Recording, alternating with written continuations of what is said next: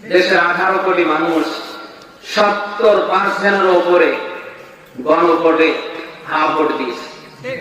পার্লামেন্টের প্রথম দিনেই এটা কার্যকর করার কথা ছিল। আমরা সরকারকে অনুরোধ করছি, খুব দ্রুত সময়ে আপনারা পার্লামেন্টে গণভোটের পক্ষে বাজেট পাস করবেন ইনশাআল্লাহ।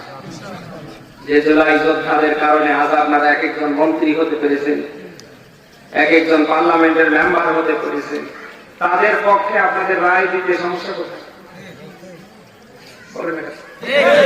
হাসিনা যাবার পরে আপনারা দেখেননি, এখন যারা স্বরাষ্ট্রমন্ত্রী হয়েছে, সমাজ কল্যাণ মন্ত্রী হয়েছে, এই হয়েছে সেই হয়েছে, তারা সর্বপ্রথম এই কথাটাই বলেছে, আল্লাহর পরে ছাত্ররা যদি মাঠে না নামতো তাহলে 17 বছর না 3-17 এরকম আমরা চেষ্টা করলেও হাসিনাকে অন্তত নামানো যেত।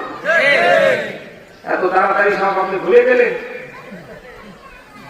আজকে যারা সংসদের সর্বোচ্চ পদে আছে এই লোকগুলি বলেছে গণভোটে যদি দেশের 18 কোটি মানুষ রায় দেয় তাহলে সংসদের প্রথম অধিবেশনেই হা ভোট কার্যকর হবে।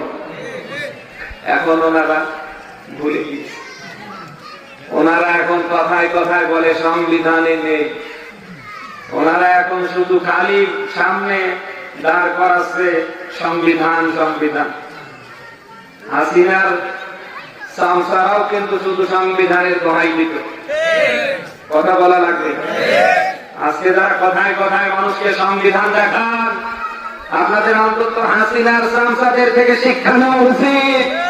তারাও কিন্তু দেশের 18 কোটি মানুষকে কথায় কথায় সংবিধান দেখাতো আর দেশের চারটা বাজিয়ে থাকতো।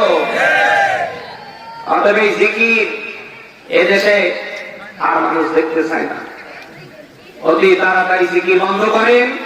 দেশের 18 কোটি মানুষ সেখানে 60 থেকে 70% রায় দিয়েছে, পারলে সেই দিকে আপনারা রায়টা কার্যকর করেন, তাহলে হয়তো ভালো থাকতে পারবে। না হলে আমও যাবে। আল্লাহ যেন হেফাজত করে, বলেন আমিন।